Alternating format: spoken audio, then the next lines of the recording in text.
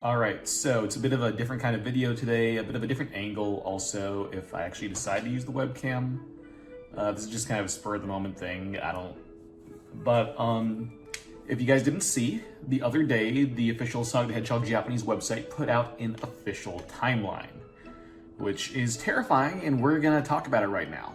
Obviously, the timeline's only in Japanese, so I just kind of took all of that text, I put it on the Google Translate, fixed it up a little bit. It's all in a Google document now that I'm going to link in the description so you guys can refer to it if you want.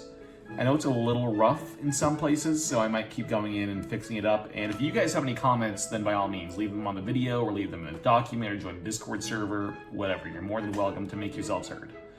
But this is what I've got for now. This is just a translation of what they have on the website.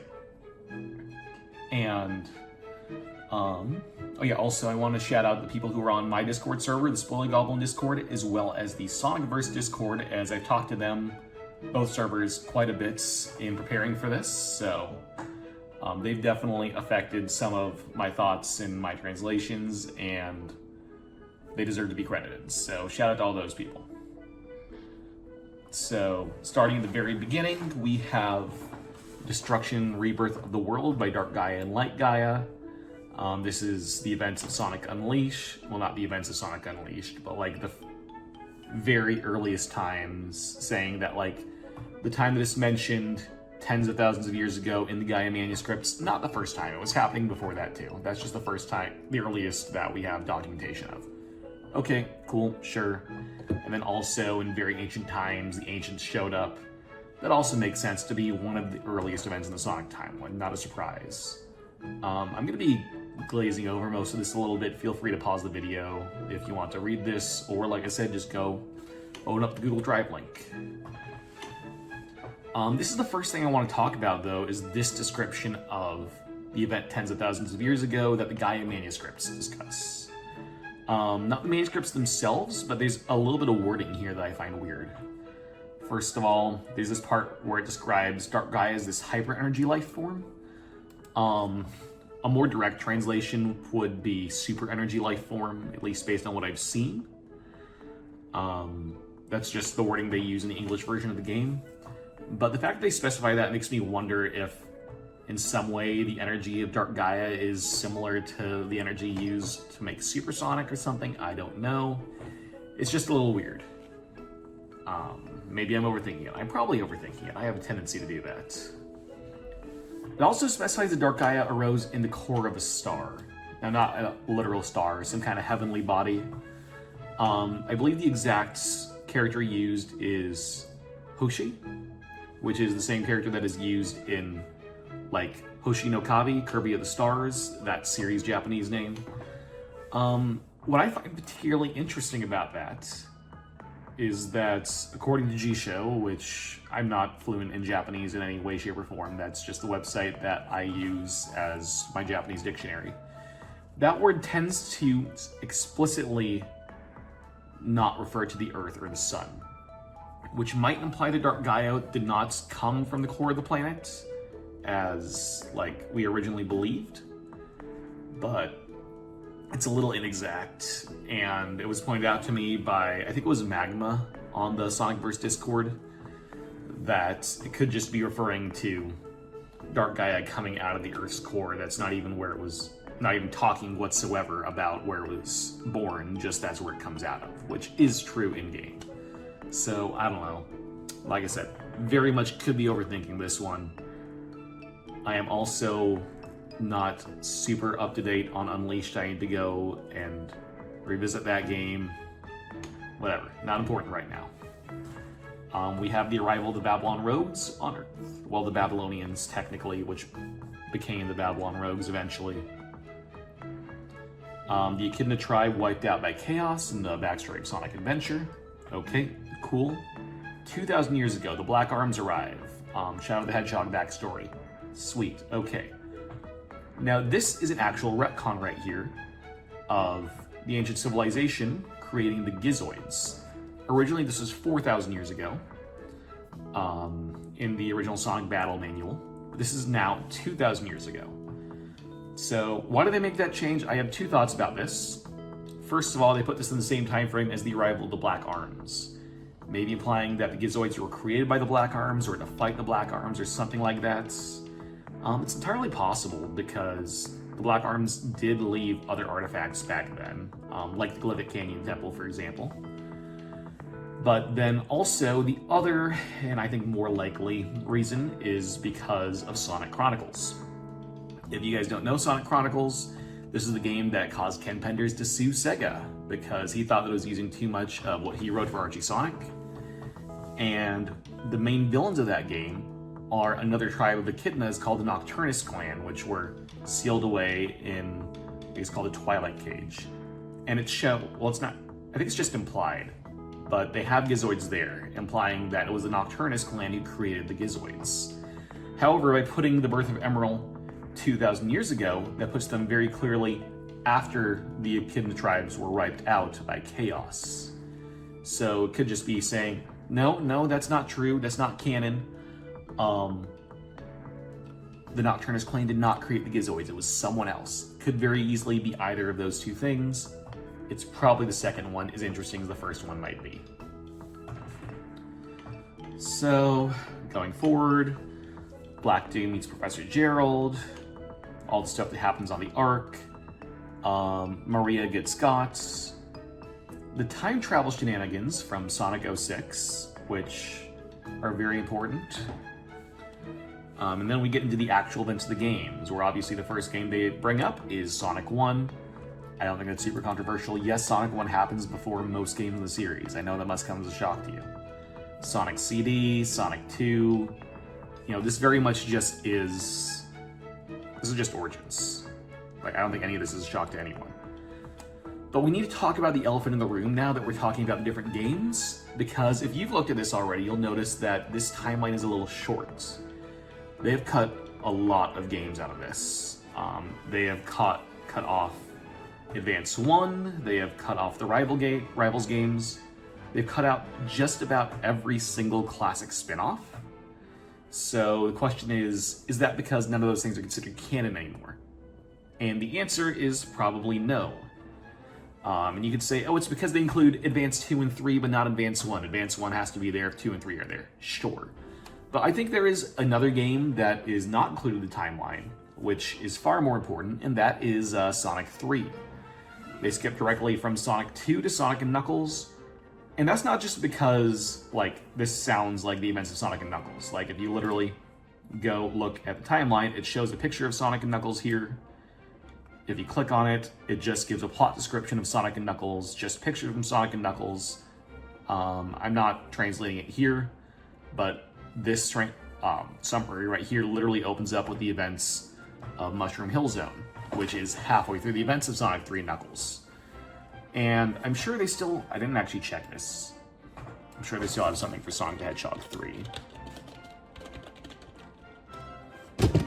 Oh, didn't mean to do that. But yeah, see, they have an entirely separate page for Sonic the Hedgehog 3, but don't even mention it in the timeline. So chances are those other games are still canon. They just chose not to put those games on the timeline. Because they didn't even put Sonic 3 and Knuckles, they just did Sonic and Knuckles. Other stuff they didn't include that I think is noteworthy. They didn't include the IDW comics, which it's become very, very clear over the last couple of years that those are indeed canon. And we do know where those take place. Those, I think, are somewhere between Forces and Frontiers, and we'll talk about that a little bit later, maybe, if I remember to. It also doesn't include games like Triple Trouble, which introduced Fang, or Knuckles Chaotix, which introduced the Chaotix. So, I'm not changing my timeline. I'm not going to start skipping over those games in the channel. You guys are just going to have to deal with that. If you disagree with me, once again, talk about it in the comments or in the Discord server. I'm open to hearing other viewpoints because this whole thing is kind of new to all of us. I'm just getting back to my document so you guys actually have something that you can read. And we get into the events of Sonic Mania, which leads into Sonic Forces. We knew that. I'm glad we have an official spot for Mania now and for Classic Forces. We don't have an official spot for Classic Generations. We know that it has to be before Forces, and we know that it has to be after Sonic 3. So really the only place for Classic Generations to fit in is just kind of right here. They don't mention it in the timeline, but that's probably where it would be. I'll get to it in another 15 years, probably. And then from there, we get to Sonic Superstars, and then boom, that's the end of the classic era. Jump into Sonic 4, that is now officially labeled as a modern game, so we can stop arguing about it. It's a modern game now. It's modern Sonic. And then we get to Sonic Adventure, the first 3D Sonic game. So, this one's a little weird. Why is Sonic Shuffle here? Like, how is Sonic Shuffle in any way, shape, or form important? Or anything?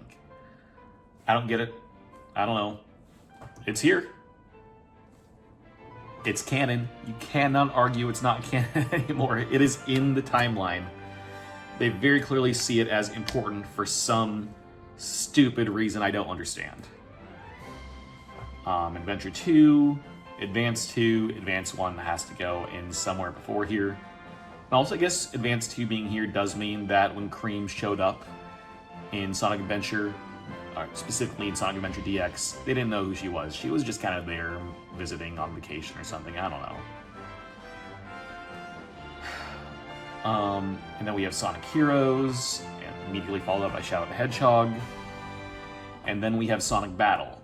I hadn't really thought about Sonic Battle's placement before now very much, but it does kind of have to go after Shadow the Hedgehog because Shadow is, by this point, firmly back, and he's kind of firmly himself, and he's settled down a little bit. So this placement of Battle in Advance 3 makes sense to me. Also, this is something that was already in canon that I just hadn't thought about before, is that in Sonic Battle, it's stated that Eggman breaks the world up into 7 different parts. What I find interesting about this is that's the same number of parts as was broken up into in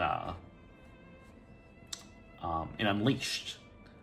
And I know there's 7 continents, but listen, Europe and Asia are pretty much just the same continent. I'm not going to go into that here, but geologically it's just one continent pretty much. So I just find it interesting they use the same number in there. And then we have the biggest weird point, I think, in this timeline, and I've talked to other people, Sonicverse tends to agree, is that we have Sonic Rush in here before we have Sonic 06. Maybe I should have put in some pictures to make this more interesting to you guys. Whatever, we're recording it. It's off the cuff. I'm not going to worry about it. But this kind of blows up my personal theory that I had about the existence of the Soul Dimension. I thought in some way that the Soul Dimension was created by Blaze sacrificing herself in the ending of 06.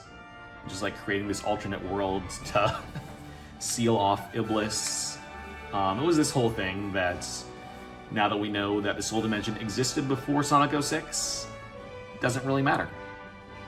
It's just not canon. Okay, that's a shame. I had fun with that one, but oh well.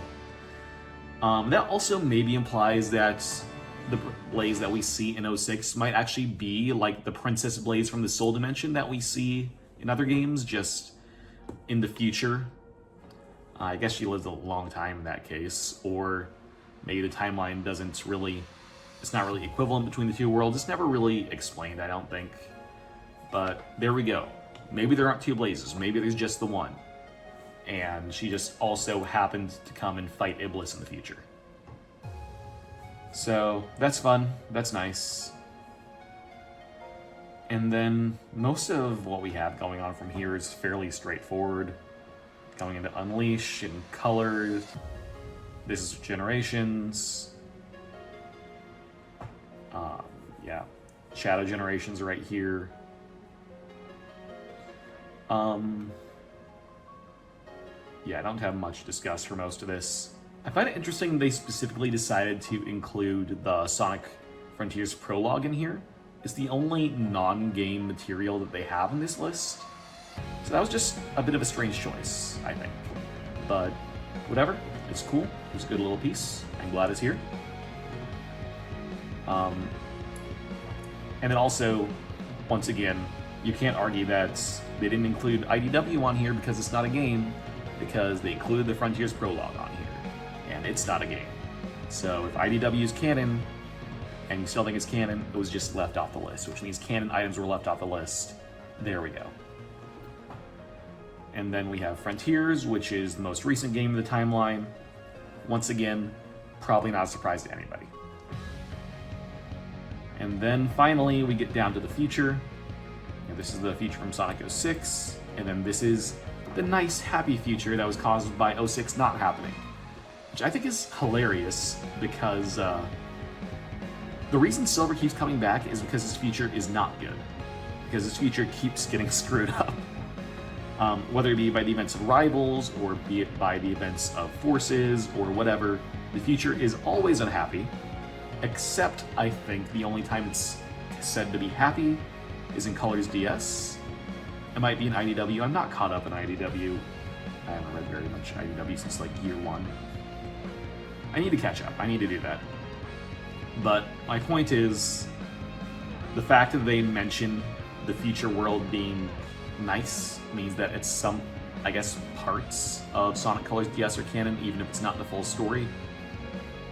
So that's nice, I guess. I actually really like Colors DS. That was the version of Colors that I personally grew up with. I also had Rush Adventure, so really love that game. It's a great game. Highly suggest it. And then that's the end of the timeline as we have it. Obviously, this is the future, 200 years. And now we just got to talk about this timeline, because I think this timeline is nice. I think it's good to have it. I think that it's just good to have everything here. But we need to remember who we're dealing it with, and who we're dealing with is Sonic Team, who seem to be very wishy-washy about canon and about timelines and what they include and what they don't and what they reference and what they take seriously and whatever. Like I said, extremely wishy-washy. This whole thing could disappear tomorrow, just like the ages of the character bios on this same website disappeared a couple of years ago. I don't remember exactly when.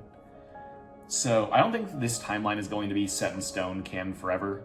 We can reference it if we want. It's nice, and I generally agree with most of what they have on here.